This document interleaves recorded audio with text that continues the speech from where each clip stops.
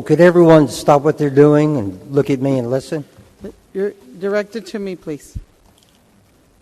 You've been presented with a report stating how over 1,500 Environmental Protection Agency scientists call for a moratorium to adding fluoride to drinking water because of negative health effects. You have been informed that the hydrofluorosilicic acid that you add to Dallas water is not a pharmaceutical fluoride, but a toxic waste product of the phosphate fertilizer industry. You have been presented with a binder containing dozens of studies detailing the harmful effects of fluoride on the human body. You have heard that fluoride added to water is not to treat the water, but to treat those who ingest it. You are not licensed to prescribe medicine, and especially a medicine whose dosage cannot be controlled. You have been presented evidence that fluoride in water causes dental fluorosis in around 40% of children.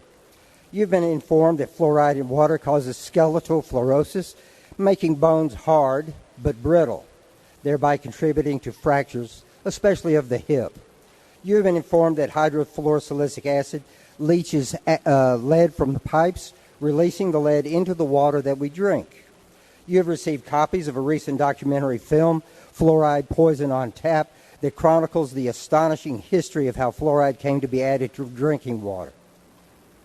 You were told by two of the pro-fluoridation authorities that fluoride does not strengthen teeth in people over 18 years old because their teeth are fully formed.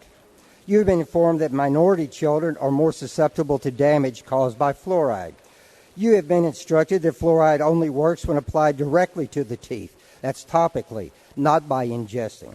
You have been provided a list of countries which do not add fluoride to the water, and the list includes China, India, Austria, Belgium, Finland, France, Germany, Denmark, Sweden, Norway, the Netherlands, Hungary, Japan. Hardly a list of backwards countries. In fact, less than 6% of the world's population drinks artificially fluoridated water.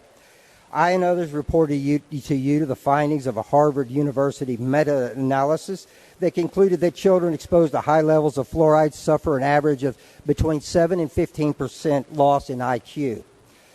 You have been shown that in the 2014 Lancet Neurology released a study authored by a Harvard doctor, among others, that classified fluoride as a developmental neurotoxin.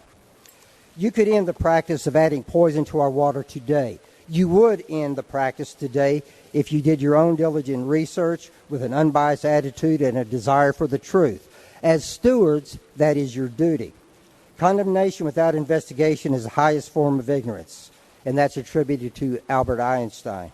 Willful ignorance is a decision in bad faith to avoid becoming informed about something so as to avoid having to make undesirable decisions that such information might prompt. Thank you. Your next speaker.